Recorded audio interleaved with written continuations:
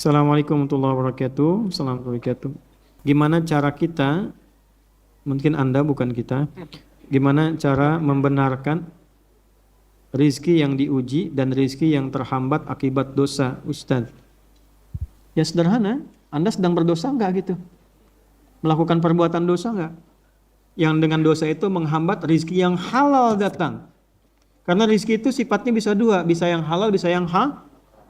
Jangan disebut dengan rizki itu konotasinya halal saja. Tidak, ada rizki yang haram. Rizki yang didapatkan dari proses yang haram. Awas ya, hati-hati. Rizki itu kata netral, segala yang didapatkan. Tergantung prosesnya.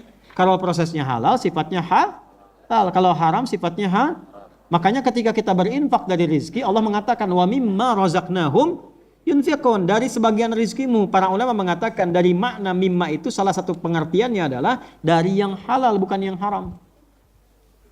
Baik ya?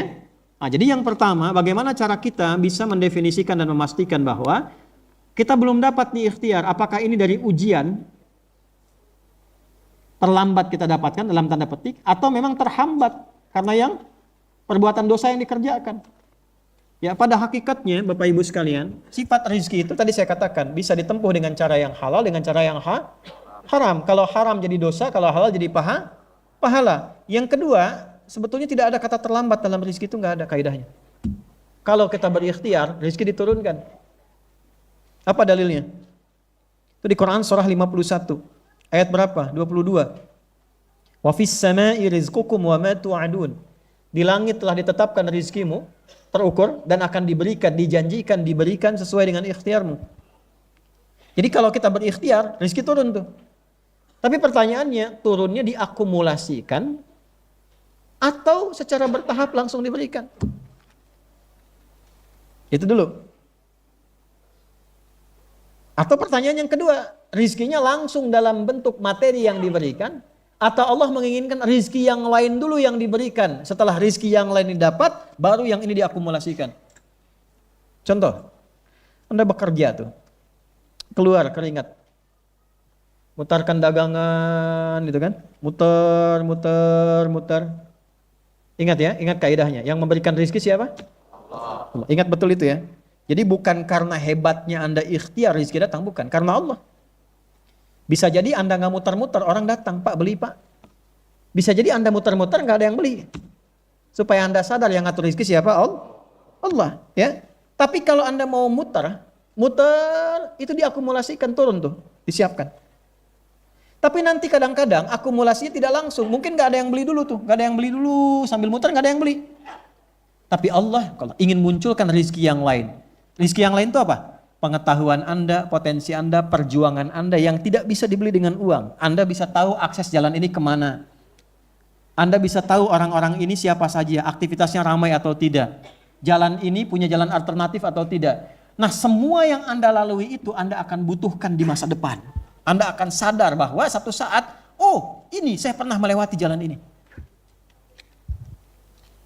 Itu dulu satu tuh, yang harus kita pahami. Nah yang kedua nanti, begitu muter-muter nggak ada yang beli. Begitu saat duduk tiba-tiba orang datang, Pak beli berapa Pak harganya? 1, saya beli 10 ya. Sebetulnya 10 itu akumulasi perjalanan Anda tempat 1, tempat 2, tempat 3 sampai terakhir Anda menetap. Selesai. Jelas? Nah sekarang yang ketiga saya kasih amalan. Bagaimana amalan yang mempercepat rizki?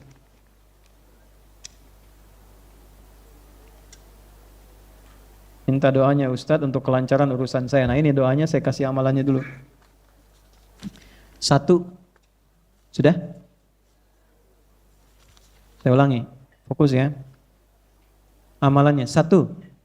Sudah? Belum bisa. Kalau sudah ya sudah.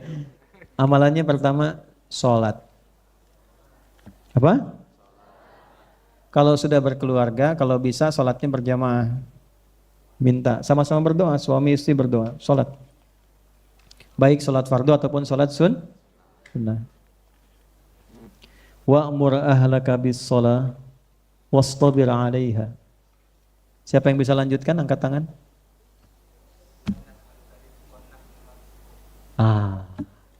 Dapat hadiah 1 juta ya. Perintahkan keluargamu sholat Sabar dalam menjalani itu. Kita nggak minta kamu yang menghasilkan rizki. Dengan sholat itu, kami yang kasih engkau rizki. Itu dalilnya. Satu kali, ini kisah nyata. Ada satu keluarga, ayahnya pulang bekerja, saya persingkat dan ini akhir kajian kita. Ini kisah nyata, saya nggak cerita yang fiktif. Begitu pulang, ayahnya mendapati anaknya sudah tertidur lelap. Lalu bertanya pada istrinya, "Ma, anak-anak sudah sholat isya belum?" Istrinya nangis. "Belum, Pak." Kalau belum, dibangunkan dulu sholat. Nangis istrinya. "Pak, aku tadi itu pura-pura masak di dapur untuk menenangkan anak-anak, untuk memberikan kesan ada makanan yang sedang dimasak. Sampai mereka tertidur. Aku takut kalau aku bangunkan lagi, mereka ingat lagi belum makan. Sementara tidak ada makanan di rumah. Dan suami tidak pulang tidak membawa apa-apa."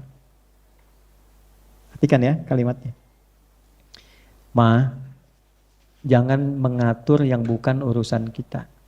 Rizki itu urusan Allah. Urusan kita itu menyembah Allah.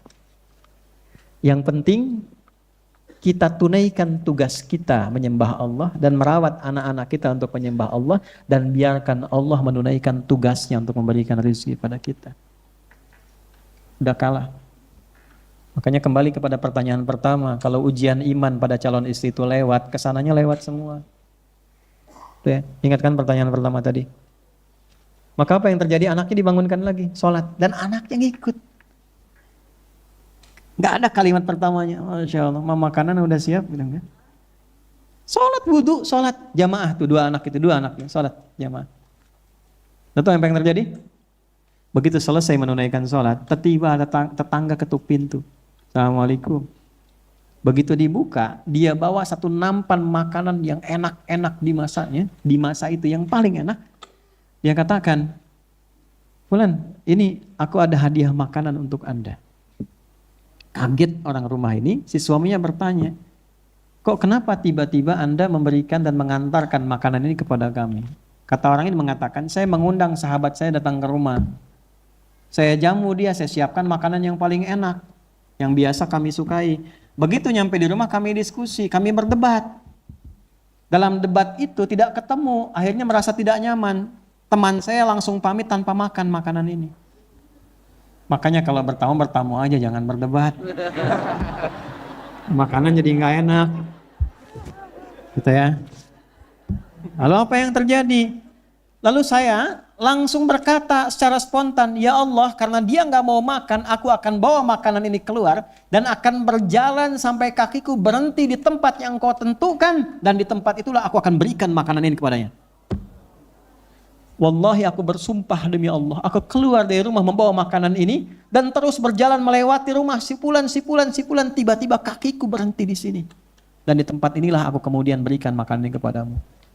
Setelah itu diterima, dibacakanlah ayat tadi oleh suami kepada istrinya, "Wa'mur ahlaka bis-sholati wastabir 'alaiha." Perintahkan keluargamu konsisten dalam sholat, sabar dalam menjalani itu. Kami nggak minta rizki darimu, tapi kami akan berikan rizki kepadamu ketika engkau membangun hubungan denganku, kata Allah. Nah, itu ya. Alhamdulillah. Paham sampai sini?